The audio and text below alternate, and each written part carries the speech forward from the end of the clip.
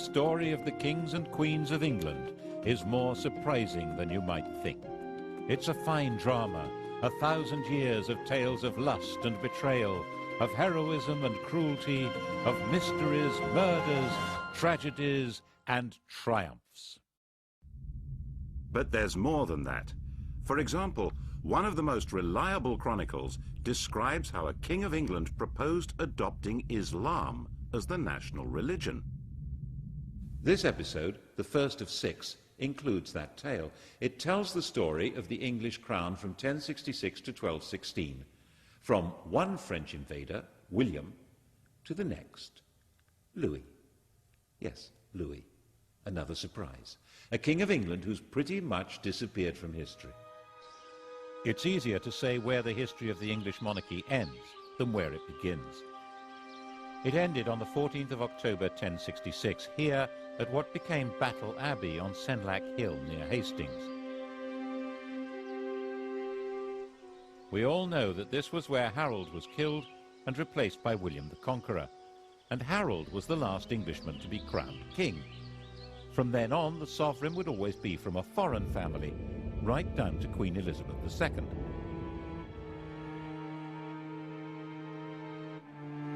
So a history of the kings and queens of England isn't like the history of kings and queens anywhere else in the world.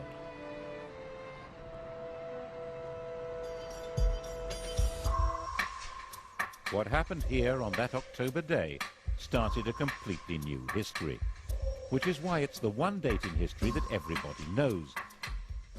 1066. The story of that day was spelled out in a strip cartoon, the Bayeux Tapestry, probably stitched for William's brother Odo. Here's our hero's first appearance in the story. That's William, Duke of Normandy, about 37 years old in 1064. He's being told that Harold Godwinson, Earl of Wessex at the time, has been shipwrecked on the French coast. One of these guys is Godwinson. I think it's the chap with the handlebar moustache. He's about 6 years older than William and the most powerful man in England after King Edward. These are both pretty hard men, survivors in a very tough world.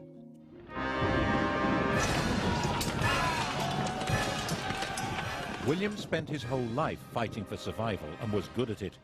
By the time he was 20, he'd established complete control over Normandy. From then on, he was fighting to hang on to what he had. He got Harold to help him in one of those battles, capturing Mont Saint-Michel. And then, apparently as the price of letting him go home, had Harold swear to support him in becoming the next King of England. Which, as the tapestry very clearly shows, is not what happened.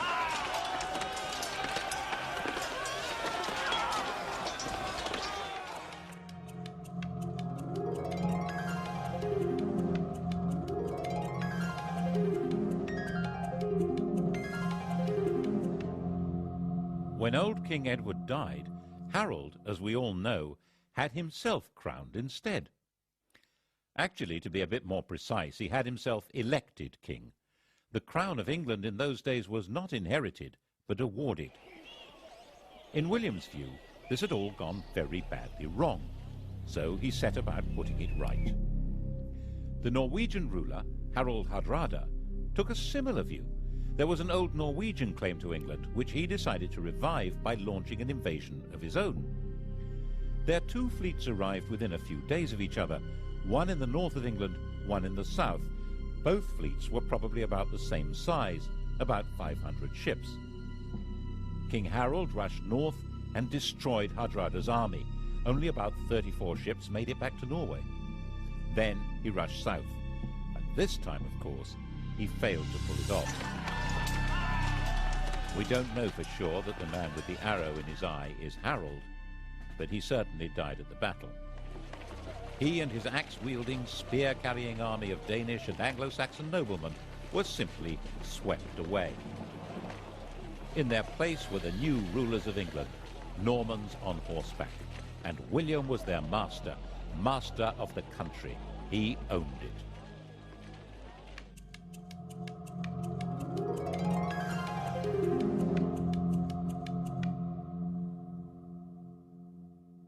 He was not an elected king. When he went to London to be crowned on Christmas Day, the population, thinking that was their duty now, tried to elect him. They acclaimed him with loud shouts. The Normans, not knowing what was going on, thought this was some kind of uprising.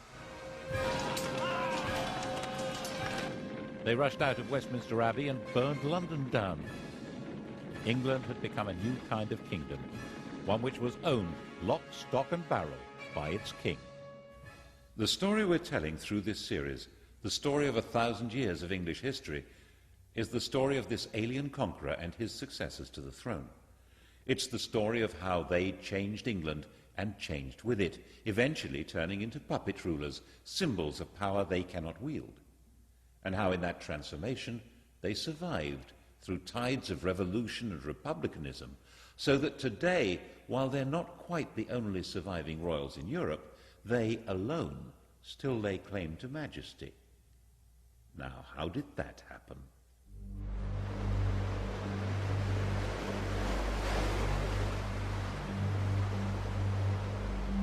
The story of William's reign is really the story of a warrior lord taking all power into his hands.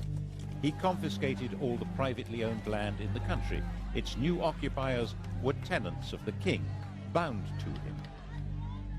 People of the north of England, with their Viking capital at York, were much more bound to Scandinavia than to Normandy. They refused to submit. He punished them by destroying all animals and all crops between York and Durham.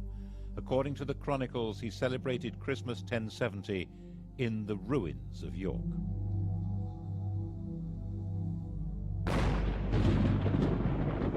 The inhabitants were reduced to starvation, even cannibalism.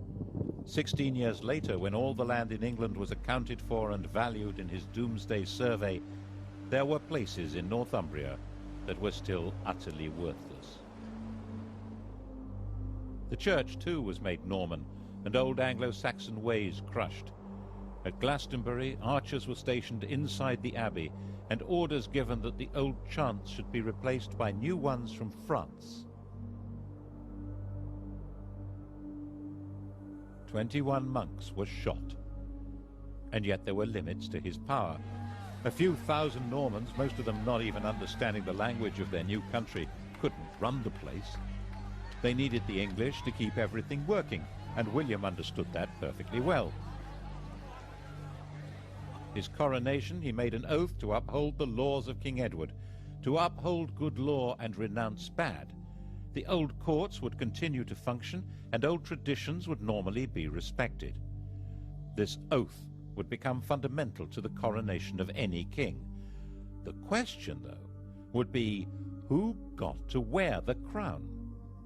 When William died, bloated and exhausted at the ripe age of 60, his attendants stripped his body and scattered.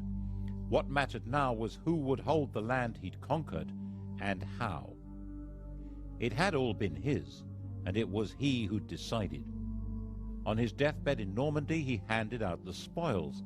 He gave his eldest surviving son, Robert, his Duchy of Normandy, but it was the younger son, the red-haired William Rufus, who the conqueror willed should be acclaimed King of England. And the youngest, Henry, was told he would have to be content with £5,000. But Henry was his father's son. Content with £5,000? Was that likely?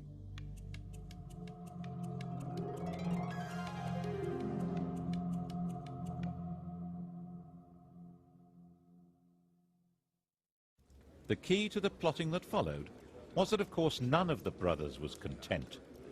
Henry stirred the brew of resentment that made Robert try to take the kingdom of England from William, and William try to take the Duchy of Normandy from Robert.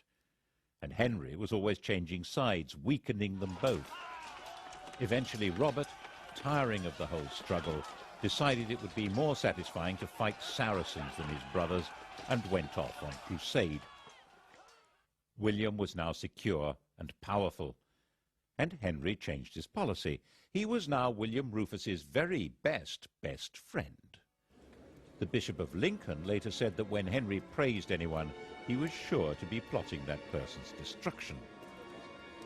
It does seem as though Henry concentrated on quietly stirring up discontent among churchmen and barons in England, which was not hard, as William Rufus needed their money and had little to offer in return, except to give to some what he'd taken from others. And besides, William Rufus wasn't their kind of chap. He didn't marry, he had no children, and as one chronicle puts it, all things that are loathsome to God and to earnest men were customary in this land in his time. And therefore he was loathsome to well nigh all his people, and abominable to God. which is, of course, homophobic chronicle speak for being gay. On the 2nd of August, in the year 1100, both William and Henry were hunting separately in the New Forest. It was the last day of William Rufus's life. No one knows who fired the arrow that ended the reign of William Rufus. His companion Tyrrell immediately fled and disappeared abroad. William's body was abandoned where it lay, at a spot still marked by this stone. The next day, local peasants took it in a cart to Winchester. Henry had arrived before them. Winchester was where the royal treasure was kept. He demanded the treasury keys from the guards. They refused to hand them over, saying that Robert, his elder brother, was the rightful heir. Henry drew his sword and declared that no one should stand between him and his father's sceptre. Resistance collapsed, and when the peasants arrived with their cart, the lords of England were busy electing Henry as their king, the first elected ruler of England since Harold Godwinson.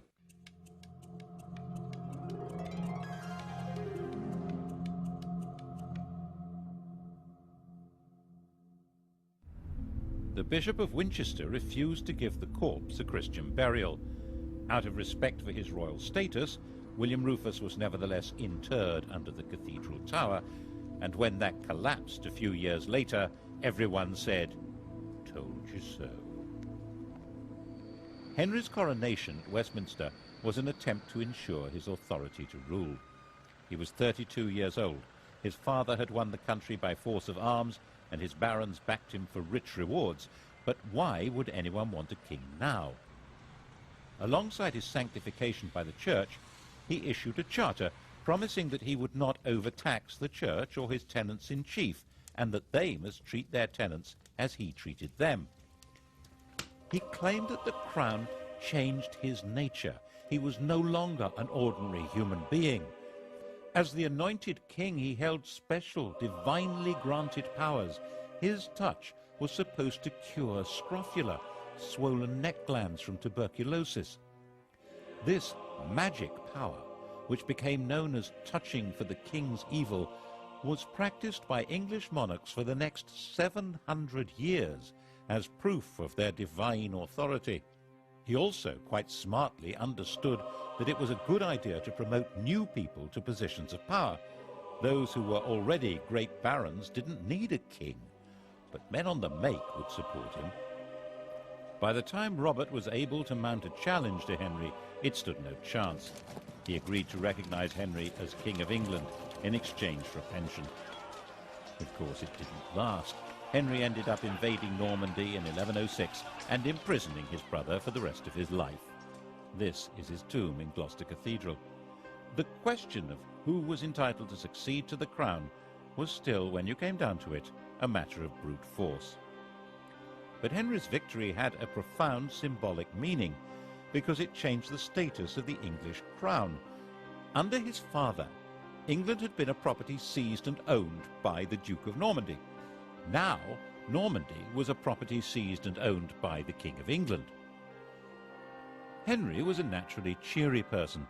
Just after his coronation, he married Edith, the daughter of an English woman and of the King of Scotland, and he encouraged the Normans he was promoting to marry English women. The great barons regarded this with contempt and referred to their king and queen as Godric and Godiva, a style statement which roughly translates as Sid and Gladys. As sturdy warriors, they also didn't appreciate the fact that he was literate in 3 languages. His other nickname, Henri Beauclerc, means Henry the Swat. But those great barons were having their power undercut as Henry recruited his government officers and judges from the church. He supervised his kingdom by moving his court from one centre to another. It was a great travelling performance, like a circus, with no permanent home. He spent half his time in Normandy, but when he was away, the kingdom was run by a totally reliable civil servant, Roger, the Bishop of Salisbury, who was called the Justiciar. The idea of government by a system rather than by a man was beginning to take shape. He sent judges on their own tours of the country and enforced the laws harshly, which seems to have been quite popular according to the chroniclers. But his punishments were often based on the idea that people were guilty until proved innocent, and there was no time to do that. Were England's lanes really full of blinded and mutilated men muttering, "Firm but fair"?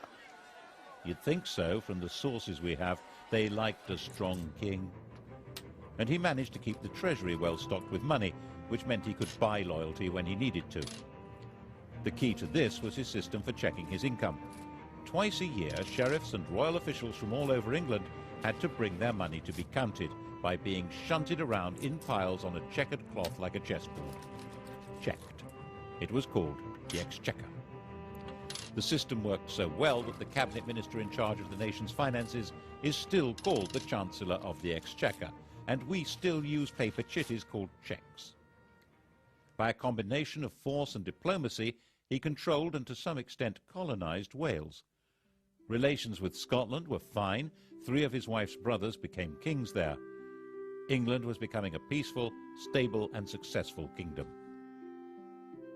Henry sent his young daughter Matilda to Germany to marry the Holy Roman Emperor, and in 1116 he held a great assembly at Salisbury where all the barons, nobles and bishops swore homage to his son William as his successor to the crown.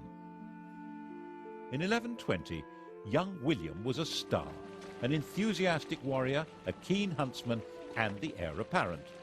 He'd been in Normandy with his father fighting the King of France, and the whole party was returning to England. William and his pals were travelling in a brand new ship, the White Ship. They were the 12th century English jet set, the millionaire knightly lads who were heirs to most of England and Normandy. Once they got on the ship, there was a terrific party. Alcohol was taken, and how? Soon it became really rowdy. The Hooray Henrys yelling at one another and throwing off a bunch of priests who'd come to bless the voyage. William's cousin, Stephen of Blois, had an upset stomach, and he felt he needed a bit of peace and quiet, so he decided to go ashore and take a later ship. By the time they got to sea, it was already dark and the other ships were way ahead. The wind was light. William decided to catch up with the king and ordered the chaps to start rowing. The master was as drunk as anyone else, so they began to speed into the dark, 50 oars pushing this state-of-the-art longboat at a terrific lick. That was when they sailed straight into a rock and smashed the ship open.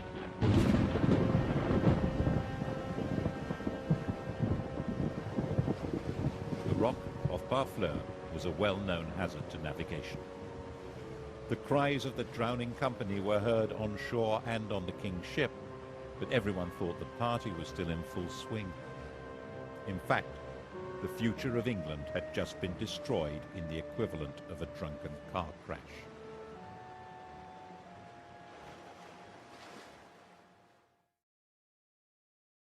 It's said that Henry never smiled again.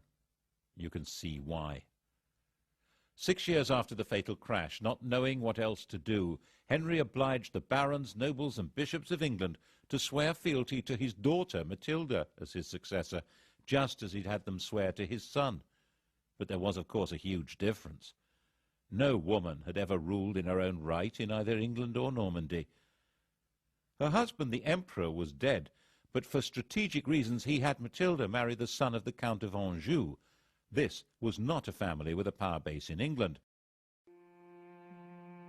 Henry's sleep was filled with nightmares of peasants and barons complaining that he'd failed them all. And then Henry went and died of a surfeit of lampreys. How does that happen? A lamprey is a parasitic fish that looks as if it belongs in a bush tucker trial. Henry loved them. His doctor had put him on a diet that involved not eating lampreys, and he got a fever and died after ignoring the advice. And the doctor said, as doctors do, "I warned him." By the time Henry died in 1135, it was all falling apart.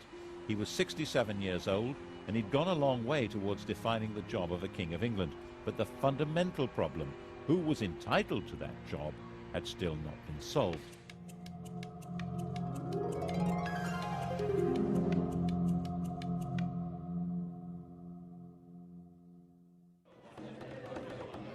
Matilda was in Anjou with her husband, and then up popped Stephen of Blois, who sailed from Normandy to England and claimed the crown.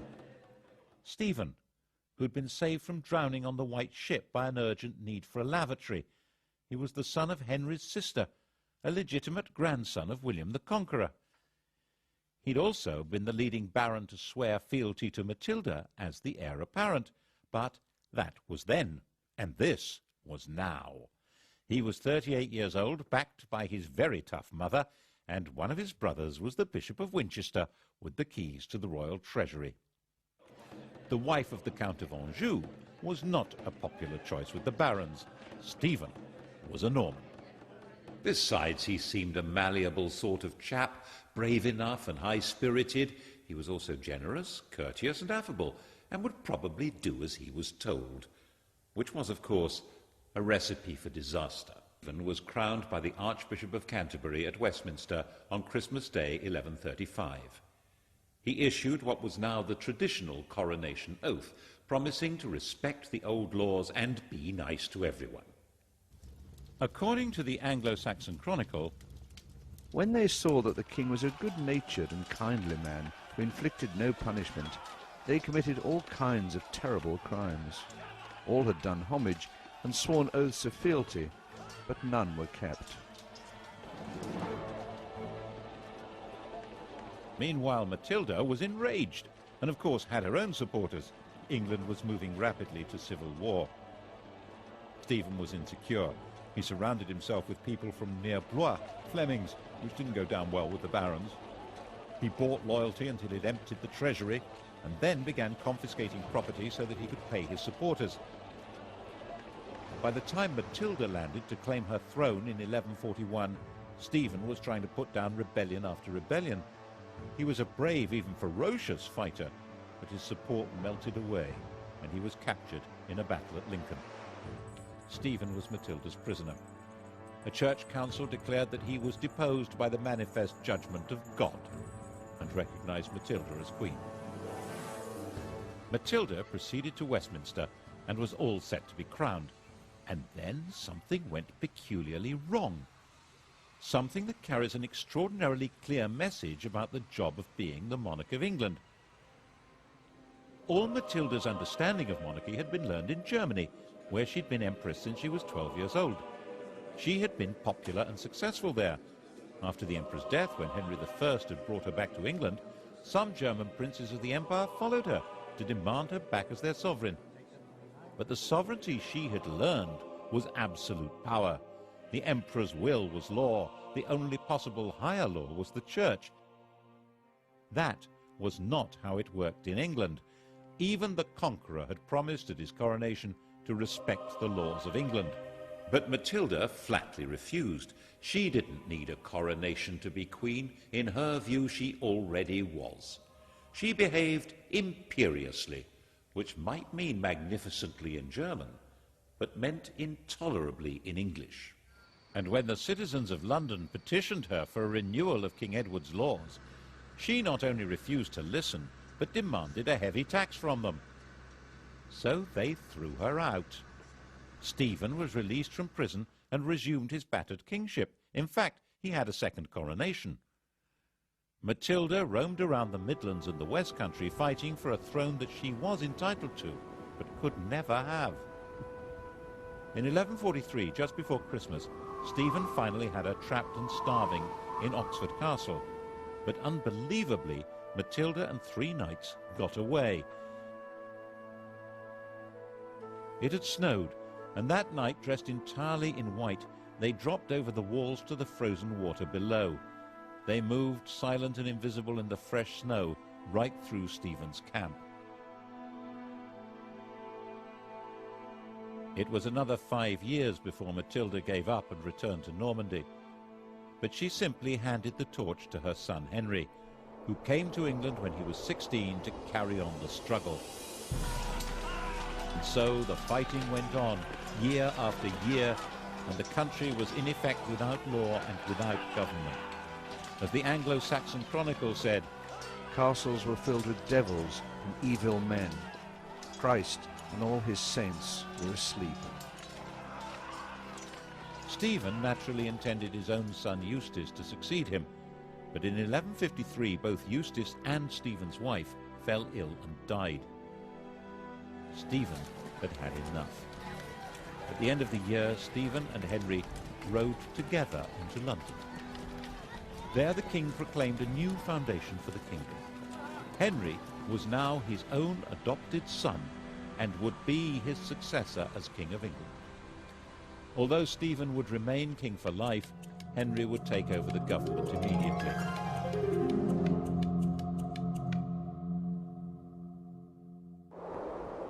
The next year, utterly worn out, King Stephen retired to his grave. On the 19th of December 1154, there was a double coronation in Westminster Abbey. The 21-year-old Henry II was crowned king, and his 33-year-old wife, Eleanor, was crowned queen consort. Eleanor, Duchess of Aquitaine, knew all about being a queen. When she was 15, orphaned and the richest damsel in France, she was married to the heir to the French throne, and a few days later the pair became King and Queen of France. The King of France was a saintly figure with perhaps a rather low sex drive. Eleanor came from a family of lordly troubadours, whose court was dedicated to interesting love affairs. She later said that she thought she'd married a man, but had married a monk. She had a series of affairs, including one with Matilda's husband, Geoffrey of Anjou. He, rather dashingly, wore a sprig of broom, Plantagenista, in his hat, so people called him Plantagenet. Eventually, all the Angevins, the whole family line, wore it on their crest. She then had an affair with Geoffrey's son, the attractive young Henry, a bright, well-educated athlete with vitality, intelligence, freckles, and money. According to a contemporary chronicler, Henry's father had warned his son off her, saying that she'd been his lover, and she was the wife of Henry's overlord. Henry was Duke of Normandy. But Geoffrey died in 1151, and in 1152, Henry got Eleanor pregnant. Louis, who probably didn't know that detail, had their marriage annulled, and she married her toy boy. Of course, she did all she could to encourage his efforts to become King of England and make her a queen again. The coronation of 1154 must have been most satisfying for her. He didn't make his mother's mistake of claiming to be above the law. Instead, maintaining proper form, he issued a charter confirming all the liberties that were in force under his grandfather, Henry I. The combination of his lands and Eleanor's meant that this King of England ruled more than half of France, though as the vassal of the French king. It would have been too much for almost anyone. But Henry was a man of extraordinary restless energy, who travelled vigorously round his realms and would order his court to hit the road with no notice whatever. He got England up and running with astonishing speed.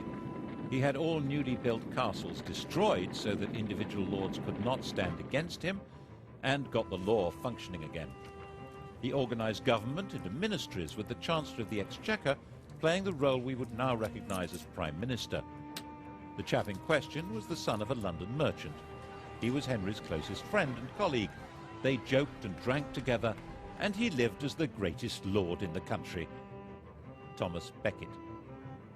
Between them, they reformed the currency, finance, government, and began the changes in the judicial system that would lead to the system of trial by jury. England was beginning to develop a commercial life. Towns were growing, the population was becoming better educated. The new system for running royal courts asked groups of local people, often peasants, to report and decide the facts of the case. The system that had worked for the conqueror, allowing the people to run their own country, was at the heart of Henry's way of getting everything up and running again. Perhaps that was why he needed a Londoner at the heart of his government. The next stage in his reforms was to reduce the power of the church, which had become the only functioning judicial institution during the chaos of Stephen's wars. Anyone accused of a crime who could read a line of Latin was deemed to be a churchman. That made them immune from the royal court. They could only be judged and punished by the church. Of course, the church wouldn't agree to give up its privileges, so when the Archbishop of Canterbury died in 1162, it seemed a smart idea to install Thomas as the new archbishop. Then he would deliver the church to Henry. Actually, it seemed a pretty terrible idea to Matilda, who warned Henry not to do it. What did his mother know? Look what a mess she'd made of things. Eleanor was also against it, and she hadn't made a mess of anything. She'd been a very competent regent when Henry had been abroad, and must have seen what Henry had not seen, that Thomas Becket's driving force was not loyalty to Henry. Oh, surely not. She was just jealous that Henry spent more time with Thomas than with her. Henry was sure it was a really good idea. Of course, it was a really bad idea. Why did Becket become fanatically committed to the church as soon as he got the job? Why did he wear Hessian underwear with lice and lash his body? Why did he oppose the king's plans more fiercely than any other bishop? He ended up excommunicating the bishops of London and Salisbury and sacking the Archbishop of York for not opposing the king. He'd already acquired all the earthly power and wealth possible. Now he had a bigger ambition. He was arguing that the church must rule everyone, including the king. This was especially dangerous as Becket was hugely popular. Henry was given to rages, and the situation was bound to enrage him. Who will rid me of this turbulent priest?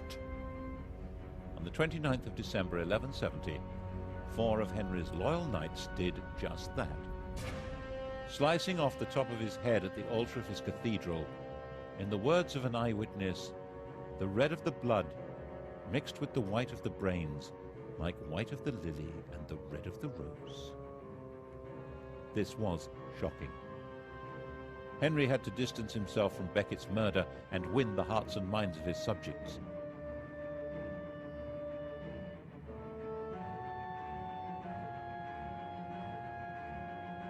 Becket was immediately the most popular martyr in the country.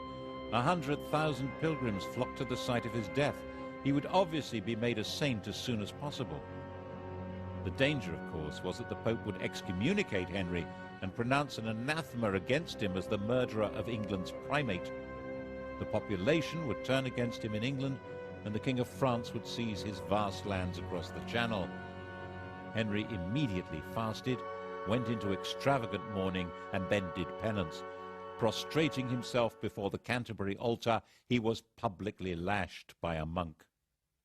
It worked. He saved his kingdom from the Pope. Saving it from Eleanor was much more difficult. Eleanor and Henry had drifted apart, partly because of his love affairs and partly because she feared that Henry's adventure with Becket threatened her own beloved Aquitaine. She had gone back there. She set up her own court, the Court of Love, and that was where she raised her sons as romantic warriors and plotted against him. Henry imprisoned her there for 16 years, but her plots continued unabated. She supported her older sons in rebellion against Henry, trying not only to ensure her control over her own lands, but to take over from him. The only one who remained loyal was John, the youngest. In 1189, the oldest surviving son, Richard, inflicted a major defeat on his father. Henry met Richard near the Loire to arrange peace terms, but when they publicly embraced, Henry quietly growled, "May the Lord spare me until I've taken vengeance on you." The second had been defeated in battle by his own eldest surviving son, Richard. Only one of his sons had remained loyal, the youngest, John. Back in his own chateau, Henry asked for all Richard's supporters to be read out. The first name on the list was John's. Henry was heartbroken. He died in delirium a few days later.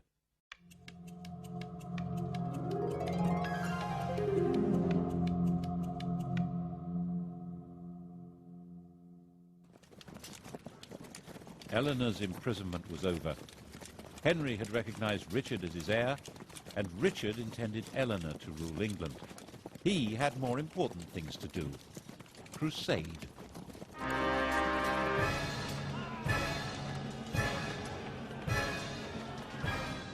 Eleanor had been on crusade when she was young as the wife of the King of France, but also as the leader of her own feudal army. And now the Saracens had reconquered Jerusalem. Richard the Romantic, Richard the Lionheart, was a totally fearless warrior whose whole upbringing had been based on Eleanor's idea of chivalry. Poet and swordsman, Christian knight and tournament hero, a handsome and dashing leader of armies, Richard tried to live out the fantasy life of one of the heroes of Arthurian literature from the stories told and sung in the court of love. He came to London for his coronation, but only so that he could collect the funds to pay for his great crusade to recover Jerusalem from Saladin. He went off on his crusade, declaring that he would sell London if he could find a buyer. The crusade itself, the Third Crusade, was a sequence of great heroic and daring actions that completely failed to conquer Jerusalem, associated with bursts of extreme brutality. Saladin quite rightly pointed out that while Richard might be able to get an army into the city, if he wanted to hold on to it, he would have to spend the rest of his life there. The two men never met, but they fascinated and respected each other. When Richard was ill, Saladin sent his doctor. The final truce ensured that Christian pilgrims would be free to visit the Holy City. But that had actually been Saladin's policy before the crusade even began. Richard typically decided to make the journey home in 1192 into an adventure, traveling alone and in disguise. That was how he got captured and ended up imprisoned by Duke Leopold of Austria, a man he'd repeatedly insulted during the crusade. The King of England had been found in an inn in Vienna, unconvincingly disguised as a kitchen knave. The ransom Leopold demanded was £100,000, about 8 years' income to the exchequer. Richard's recklessness was crippling for the kingdom and eventually fatal for him. As a storybook hero, he always seems to have expected a happy ending and would sometimes even forget to put on armour. And that was how he got killed in the end, taking a stupid chance at an unimportant siege in 1199. A crossbow bolt wound became infected. While he was dying, the man who'd loosed the shot was captured and delivered to him, and Richard carried on behaving as though he was in a storybook, making a great gesture of releasing the man and giving him money. Richard had no heir. He named his brother, the 32-year-old John, as his successor. Richard, aged 41, died in his mother's arms, England's hero king, who detested the country and had spent 6 months of his reign there. And the man who'd killed him was rearrested and flayed alive.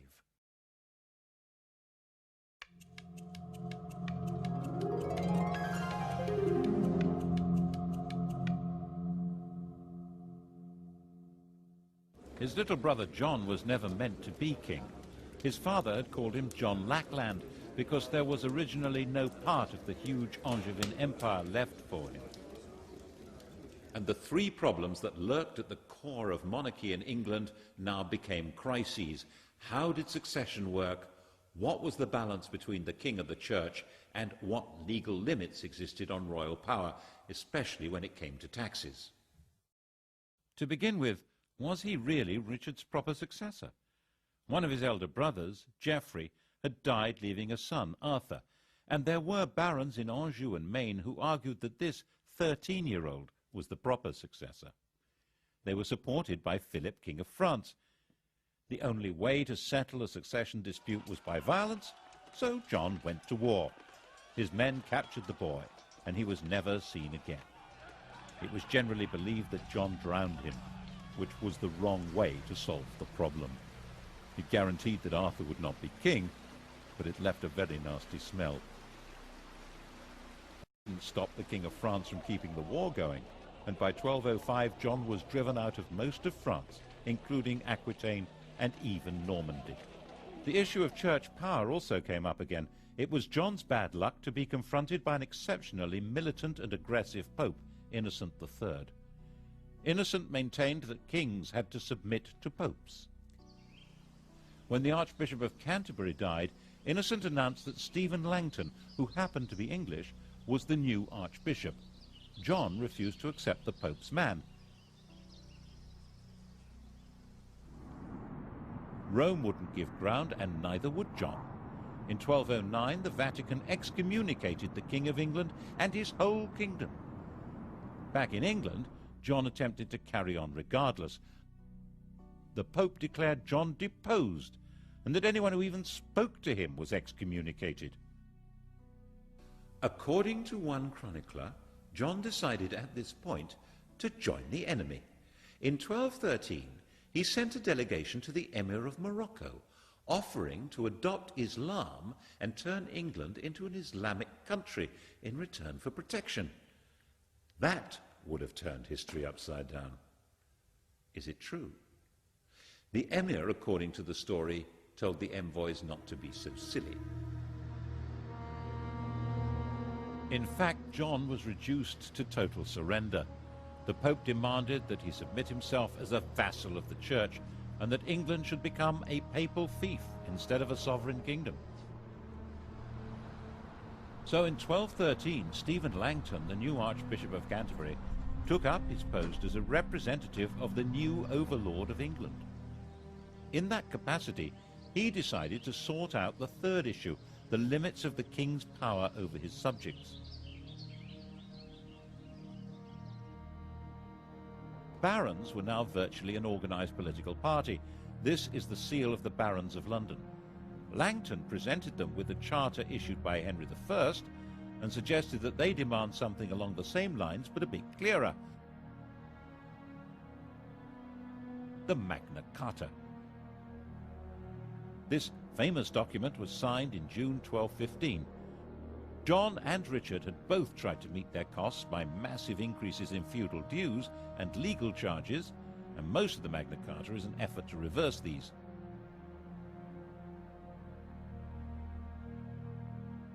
But there are also other clauses that show that Langton and the barons thought that laws must bind the king himself as well as everyone else. There was a notion of proper kingship in England, and the Magna Carta tried to spell out what that meant. If Langton had not been an Englishman, the Magna Carta would probably have looked very different.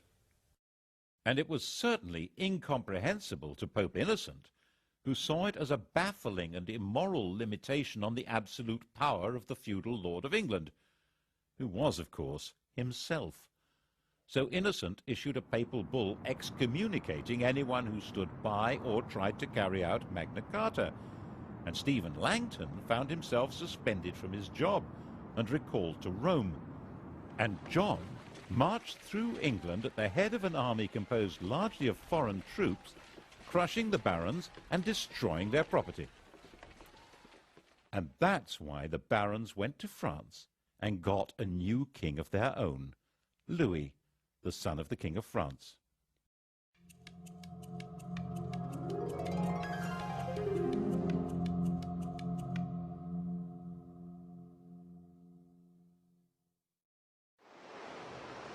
And so came the second French invasion of England in 1216. It was about the same size as the invasion of 1066, and Louis landed unopposed.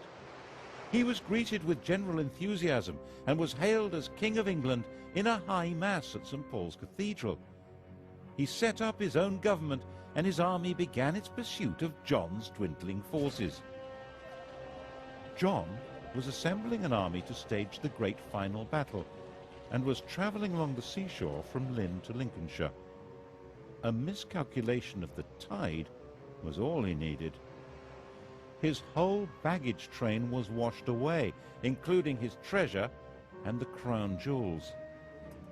Distraught, broken, he made his way to an abbey at Swineshead, where he was comforted with the monk's latest experiment in beer-making, which seems to have brought on dysentery, fever, and death.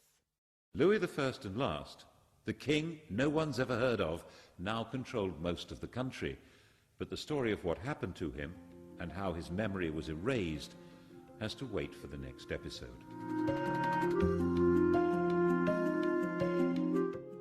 The story continues with the medieval kings and queens of England tonight at 10.